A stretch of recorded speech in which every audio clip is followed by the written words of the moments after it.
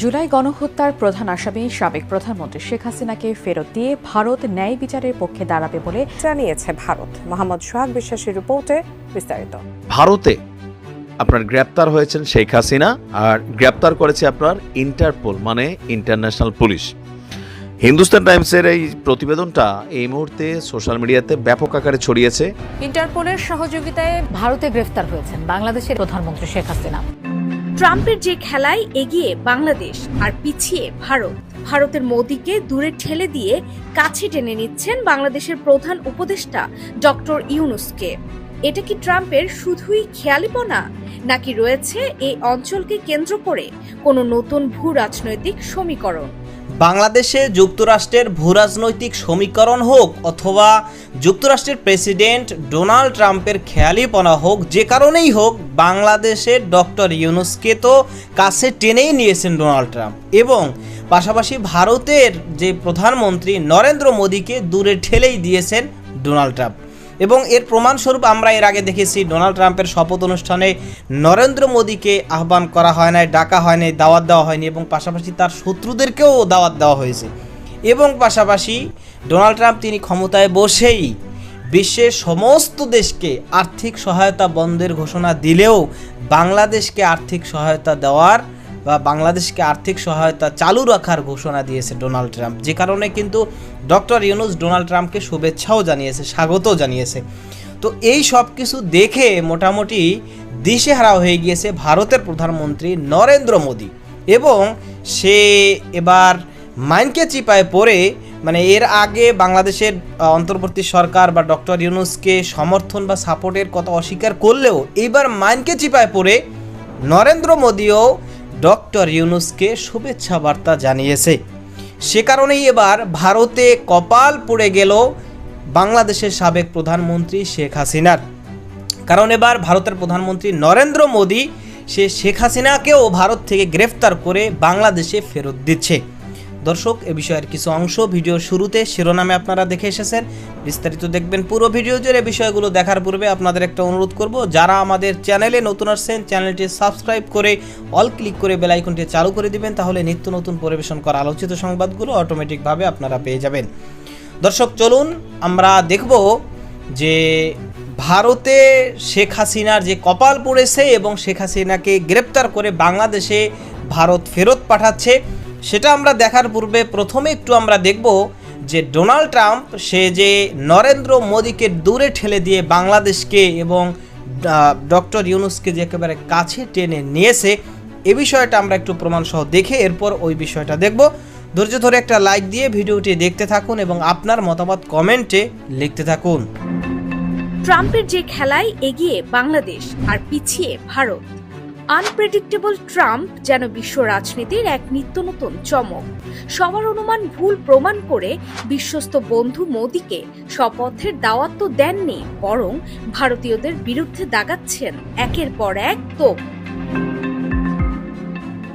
আবার অন্যদিকে ভারতের মোদীকে দূরে ঠেলে দিয়ে কাছে টেনে নিচ্ছেন বাংলাদেশের প্রধান উপদেষ্টা ডক্টর ইউনূসকে। এটা কি ট্রাম্পের শুধুই খেয়ালিপনা, নাকি রয়েছে এই অঞ্চলকে কেন্দ্র করে কোনো নতুন ভূ রাজনৈতিক সমীকরণ? যে সমীকরণে মার্কিন যুক্তরাষ্ট্র এখন বাংলাদেশকে কাছে টেনে নিয়ে ভারতকে দূরে ঠেলে দিতে চায়, নাকি ব্যবসায়ী ট্রাম্প তার ব্যবসার প্রয়োজনে দরকার বাংলাদেশকে? আমেরিকানদের স্বার্থ হচ্ছে পুঁজিবাদকে শক্তিশালী করা, কমিউনিস্ট বা সোশ্যালিজমকে প্রত্যাখ্যান করা। ইউনূস সাহেব হচ্ছে ক্যাপিটালিজমের সুন্দর চেহারা প্রদর্শন করার উৎকৃষ্ট উপাদান। ট্রাম্প একজন কট্টর পুঁজিবাদী। ট্রাম্প নিজেকে ওয়েলফেয়ার স্টেটের ধারণায় প্রজেক্ট করতে চায়, এবং সে ইউনূসের মুখ থেকে শুনতে চাইবে যে সে একজন দায়িত্বশীল মানবতাবাদী প্রেসিডেন্ট। ইউনূস সাহেব ওই সুযোগকে বাদ দেবে না, কারণ ইউনূস সাহেবের আমেরিকায় তার প্রচুর ইনভেস্টমেন্ট রয়েছে, ইউনূস ফাউন্ডেশন রয়েছে, এবং তার স্বার্থ হবে ঠিক রিপাবলিকান পার্টি ও ডোনাল্ড ট্রাম্পকেও ব্যবহার করা তার নিজের গ্রামীণ প্রজেক্টের স্বার্থে। আন্তর্জাতিক সম্পর্কের শিক্ষক অধ্যাপক ডক্টর এম শাহিদুজ্জামান পূর্ব অনুমান যেন প্রতিফলিত হচ্ছে বাংলাদেশ যুক্তরাষ্ট্র ব্যবসায়িক চুক্তিতে। ট্রাম্প ক্ষমতায় বসতে না বসতে বাংলাদেশ হচ্ছে প্রথম দেশ যে ব্যবসায়িক চুক্তি স্বাক্ষর করে। বছরে 50 লাখ টন এলএনজি কিনতে মার্কিন কোম্পানির সঙ্গে চুক্তি হয় বাংলাদেশ সরকারের। এর ফলে বাংলাদেশের গ্যাস সংকট দূর হবে আর জ্বালানি নিয়ে মধ্যপ্রাচ্যে ভারত সহ অন্যদের উপর নির্ভরশীলতা কমবে। এ যেন ট্রাম্পের popular election promise drill baby drill এর সাথে সাড়া দিয়ে বাংলাদেশের এগিয়ে যাওয়া। ট্রাম্পের এই মেয়াদে মোদিকে পেছনে ফেলে এগিয়ে গেল ডক্টর ইউনূস। ট্রাম্পের স্লোগান যেমন আমেরিকা ফার্স্ট, তেমন অংশীদারিত্বে মার্কিন যুক্তরাষ্ট্রের সাথে বাংলাদেশ এখন ফার্স্ট। আর অন্যদিকে ডোনাল্ড ট্রাম্প প্রেসিডেন্ট হবার পর ঘোষণা দিয়েছেন ভারত যদি মার্কিন পণ্যের উপর 100% শুল্ক চাপায় তাহলে যুক্তরাষ্ট্র সেই পরিমাণ শুল্ক চাপাবে। এটা যদি হয় তাহলে ভারতের অর্থনীতি চাপে পড়বে। এমনই বাংলাদেশের সাথে সম্পর্ক খারাপ হওয়ায় ভারতের রিজার্ভে চাপ পড়েছে, রুপির দরপতন সর্বোচ্চ।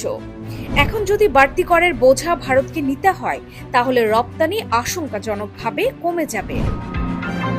শুধু এটা নয়, ট্রাম্পের করা অভিবাসন নীতির কোপও পড়বে ভারতীয়দের ঘাড়ে।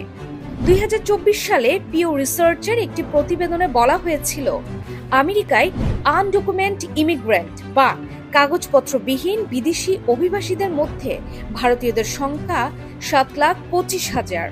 ভারতীয় জনগোষ্ঠী হলো এখানে তৃতীয় বৃহত্তম, মেক্সিকো আর এল সালভাদোরের পরেই। ট্রাম্পের আমলে এদেরকে ভারতে পাঠিয়ে দিলে চাপে পড়তে হবে ভারতকে।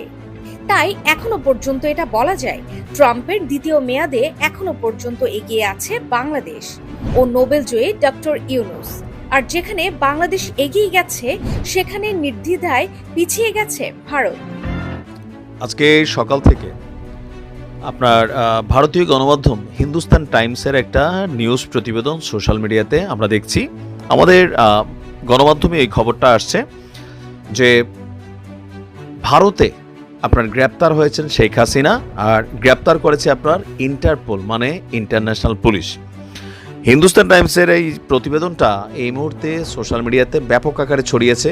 তো অনেকেরই প্রশ্ন ঘটনার সত্যতা কি, কারণ আমরা জানি আমাদের আন্তর্জাতিক অপরাধ যে ট্রাইব্যুনাল আছে বাংলাদেশে, সেখানে শেখ হাসিনা সহ আওয়ামী লীগের অনেক নেতাদের বিরুদ্ধে এই মুহূর্তে মামলা চলমান আছে। ইভেন সরকারের পক্ষ থেকে ইন্টারপোলের কাছে একটা রেড নোটিশ পাঠানো হয়েছে, গ্রেপ্তারি পরোয়ানা জারি আছে ওনার বিরুদ্ধে। তো সেখান থেকে জনমনের প্রশ্ন যে ঘটনা সত্য কিনা। তো সেটার জন্য আগে আমাদের বুঝতে হবে যে ইন্টারপোল কি, ইন্টারপোল কি কাজ করে বা তাদের কাজের সিস্টেমটা কি। ইন্টারপোল কি জাতিসংঘের শান্তিরক্ষী মিশনের মতন কোনো একটা বাহিনী যে সারা পৃথিবী থেকে তারা কোথাও গিয়ে একটা টিম ওয়াইজ কাজ করে, নাকি আসলে এটা সিস্টেমটা আলাদা? তো পুরোটা বিষয় আজকে আপনারা একটু বুঝে নেন, ক্লিয়ারও হন। প্রথমত শেখ হাসিনার গ্রেপ্তারের যে বিষয়টা আপনার হিন্দুস্তান টাইমসকে কোট করে যে নিউজটা আসছে, এটা মূলত গুজব। শেখ হাসিনাকে ইন্টারপোল গ্রেপ্তার করেনি, এবং কি ভারতে থাকা অবস্থায় শেখ হাসিনাকে ইন্টারপোল গ্রেপ্তার করতেও পারবে না। কারণ ইন্টারপোল এমন কোনো বাহিনী বা টিম না যে পৃথিবীর 10টা দেশ থেকে 10 জন পুলিশ বা 100 জন পুলিশ একটা হেলিকপ্টার নিয়ে, উড়োজাহাজ নিয়ে বা পানির জাহাজে করে তারা ভারতে চলে গেল, গিয়ে তাদেরকে গ্রেপ্তার করে নিয়ে আসলো। তো আসুন দেখি আগে ইন্টারপোল কি, কেন চাইলে ইন্টারপোল এই মুহূর্তে শেখ হাসিনাকে ভারতে থাকা অবস্থায় গ্রেপ্তার করতে পারবে না। তিনি যদি ভারতের বাহিরে যান তো সেই ক্ষেত্রে হয়তো তিনি গ্রেপ্তার হতে পারেন, কিন্তু ভারতে পারবেন না। প্রথমত ভারত সরকার তাকে আশ্রয় দিয়েছে। তো ইন্টারপোল কারা, এবার আসেন আপনি বাকি অংশটা এখান থেকে বুঝে যাবেন। আমরা এবার দেখছি যে ইন্টারপোল পুলিশ কিভাবে কাজ করে। তো ইন্টারপোলটা হচ্ছে আপনার বেসিক্যালি সারা পৃথিবীর যেই রাষ্ট্রগুলো আছে এদের মধ্যে অধিকাংশ রাষ্ট্রই এই ইন্টারপোল বিশ্বের বৃহত্তম একটা আন্তর্জাতিক পুলিশ সংস্থা। তো তাদের কাজের সিস্টেমটা হচ্ছে কি, এটা সদর দপ্তর এই মুহূর্তে হচ্ছে আপনার ফ্রান্সের লিওনে এটা অবস্থিত। তো বিশ্বব্যাপী যে আইন প্রয়োগকারী সংস্থাগুলো আছে তাদেরকে তদন্তমূলক সহায়তা, দক্ষতা এবং প্রশিক্ষণ প্রদানে কাম করে। আমরা যদি দেখি একটি গ্লোবাল পুলিশ কমিউনিকেশন সিস্টেম, সারা পৃথিবীর প্রত্যেকটা দেশ যারা এই ইন্টারপোলের সাথে কানেক্টেড আছে, বাংলাদেশের পুলিশও কিন্তু ইন্টারপোল, ভারতের পুলিশও ইন্টারপোল। তার মানে প্রত্যেক দেশের যে পুলিশ প্রত্যেকে ইন্টারপোলের সদস্য। এখন বাংলাদেশ থেকে যখন শেখ হাসিনার বিরুদ্ধে একটা রেড নোটিশ গেছে, ইন্টারপোলের মাধ্যমে গ্রেপ্তারি পরোয়ানা জারি করার চেষ্টা করা হচ্ছে, তখন একটা তথ্য ভারতের পুলিশের কাছে যায়। এটার একটা মূল মাদার ডাটাবেস আছে, যেই ডাটাবেসটার অ্যাক্সেস সারা পৃথিবীর পুলিশরা আপনার নিতে পারে। যেমন শেখ হাসিনা এই মুহূর্তে ফেরারি, বাংলাদেশের আইনের চোখে। তিনি এখন অবস্থান করছেন কোথায়? ভারতে। বাংলাদেশ আন্তর্জাতিক যে পুলিশিং সংস্থা ইন্টারপোলের ওইখানে একটা নোটিশ জারি করে। তো সেই নোটিশ বা একটা রিকোয়ারমেন্ট থাকে যে আমার দেশ থেকে অমুক ব্যক্তিরা পলাতক। তো ইন্টারপোল করে কি তাদের সদর দপ্তর থেকে এই চিঠিটা যেই দেশে শেখ হাসিনা এই মুহূর্তে আছেন সেখানে ফরওয়ার্ড করে দেয়, মানে ভারতকে ফরওয়ার্ড করে দিছে। তো ভারতের পুলিশ করবে কি? তাকে নজরদারি করবে আর তাকে গ্রেপ্তার করবে। গতকাল থেকে যেই সংবাদটা ব্যাপকভাবে প্রচার হয়েছে এবং ব্যাপকভাবে মানে সবাই মনে করতেছে যে আসলেই শেখ হাসিনাকে ভারতে ইন্টারপোলের পক্ষ থেকে গ্রেপ্তার করা হয়েছে এবং শেখ হাসিনাকে দেশে ফেরত পাঠাবে। যেহেতু বাংলাদেশের অন্তর্বর্তী সরকার একদিকে ভারতকে তো চাপ দিয়েছে, অন্যদিকে ইন্টারপোলেও শেখ হাসিনাকে গ্রেপ্তার করে দেশে পাঠানোর জন্য রেড নোটিশের আবেদন করেছে এবং পাশাপাশি আন্তর্জাতিক ট্রাইব্যুনালেও শেখ হাসিনাকে দেশে এনে বিচারের মুখোমুখি করার সর্বোচ্চ চেষ্টা কিন্তু অন্তর্বর্তী সরকার করতেছে। সে কারণে অনেকে মনে করছিল যে যেহেতু একদিকে ডোনাল্ড ট্রাম্প বা আমেরিকার চাপে রয়েছে মোদি সরকার, ভারত এবং বাংলাদেশকে পজিটিভভাবে নিয়েছে ডোনাল্ড ট্রাম্প এবং বাংলাদেশের এই আর্থিক সহায়তা চালুর ঘোষণা দিয়েছে, অথচ অন্যান্য দেশকে আর্থিক সহায়তা বন্ধর ঘোষণা দিয়েছে। সুতরাং এই সব কিছু মিলিয়ে হয়তো বা শেখ হাসিনাকে আসলেই গ্রেপ্তার করে ফেরত দেশে পাঠানো হচ্ছে, এরকমটা অনেকে মনে করেছেন। কিন্তু বাস্তবত ইন্টারপোলে এখনও পর্যন্ত সেভাবে রেড নোটিশ পুরোপুরিভাবে চালু হয়নি। যখন চালু হবে তখন কিন্তু জানানো হবে এবং শেখ হাসিনাকে ইন্টারপোল মানে তারা গ্রেপ্তার করেছে এবং গ্রেপ্তার করে যে বাংলাদেশে ফেরত পাঠাচ্ছে, বিষয়টা এত সহজ নয়। যদিও বাংলাদেশ সরকারের পক্ষ থেকে এর ব্যাপারে পদক্ষেপ নেওয়া হচ্ছে, যা অথবা ডোনাল্ড ট্রাম্প বাংলাদেশকে পজিটিভভাবে নিলেও মোদি সরকারের এবং ভারতের তাদের যে একটা পররাষ্ট্র নীতি রয়েছে সেই পররাষ্ট্র নীতি অনুযায়ী কিন্তু তারা চলবে। বা বিশেষ করে যেহেতু ভারত শেখ হাসিনাকে আশ্রয় দিয়েছে, তাই যথাসম্ভব ভারত চেষ্টা করবে এটাই যে শেখ হাসিনাকে কোনোভাবেই ফেরত না দিয়ে তাদের কাছে রেখে রাজনৈতিকভাবে তারা এর মাধ্যমে উপকৃত হওয়ার চেষ্টা করবে। এটা সর্বোচ্চ তারা করবে। কিন্তু যদি কোনোভাবেই মানে সর্বদিক থেকে চাপে পড়ে যায়, যেরকম এখন দেশের পক্ষ থেকে একটা চাপ রয়েছে আমাদের বাংলাদেশের পক্ষ থেকে, যে বাংলাদেশ থেকে একেবারে রাষ্ট্রীয়ভাবে বলা হয়েছে যে আমাদের দেশের অপরাধী আপনাদের দেশে পালিয়ে গিয়েছে, সুতরাং তাকে গ্রেপ্তার করে আমাদের কাছে হস্তান্তর করেন এবং এই বিষয়ে আইনি পদক্ষেপ বা রাষ্ট্রীয়ভাবে আবেদন বা চিঠি পাঠানো অথবা আন্তর্জাতিক ট্রাইব্যুনালের মাধ্যমে দেশে আনার ব্যবস্থা অথবা ইন্টারপোলের রেড নোটিশ জারি সহ যত প্রকার প্রসেস রয়েছে শেখ হাসিনাকে দেশে ফিরিয়ে এনে বিচার করার, সবগুলো প্রসেস কিন্তু এই অন্তর্বর্তী সরকার তারা পদক্ষেপ নিচ্ছে এবং সবগুলো প্রসেস অনুযায়ী তারা চেষ্টা করছে শেখ হাসিনা সহ আওয়ামী লীগের এমপি মন্ত্রীদেরকে বিচারের মুখোমুখি করার জন্য। যদিও বিষয়টা একটু মানে কঠোর সময়ের ব্যাপার, মুহূর্তের মধ্যে অনেকে ভাবতেছেন যে এখন সামনে নির্বাচনের আগেই শেখ হাসিনাকে চাইলেই ফেরত দিয়ে দেবে এবং শেখ হাসিনাকে এনে বা এমপি মন্ত্রীদের এনে বাংলাদেশে বিচার করে এরপরে নির্বাচন হবে, এরকম কথা অনেকেই কিন্তু বলতেছেন। কিন্তু মূলত বিষয়টা অত সহজ নয়, অত সহজ বিষয়টা নয়। বিচার করাটা একটু কঠিন বিষয়। এখন বলতে পারেন যে এর আগে তো আন্তর্জাতিক ট্রাইব্যুনালে জামাত ইসলামের নেতাদেরকে, বিএনপির নেতাদেরকে সেখানে ফাঁসি দেওয়া হয়েছে। তখন কিন্তু কোনো দেশ জামাত ইসলাম বা বিএনপির মানে কোন রাজনৈতিক দলের পক্ষ হয়ে একেবারে গায়ে পড়ে কোনো দেশ কিন্তু সাপোর্ট করে নেই।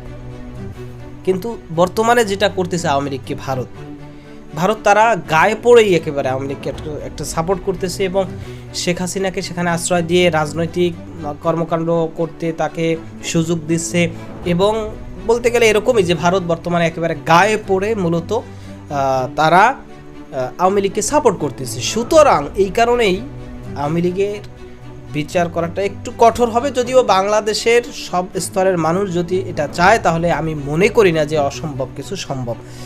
তো যাই হোক, আপনি এই বিষয়ে কি মনে করেন, আপনার মতামত কি সেটা কমেন্ট সেকশনে জানাতে পারেন। ভালো থাকবেন, সুস্থ থাকবেন, দেখা হবে নতুন কোনো ভিডিওতে, কথা হবে নতুন কোনো বিষয়ে। আজকে পর্যন্তই, আসসালামু আলাইকুম ওয়া রাহমাতুল্লাহ।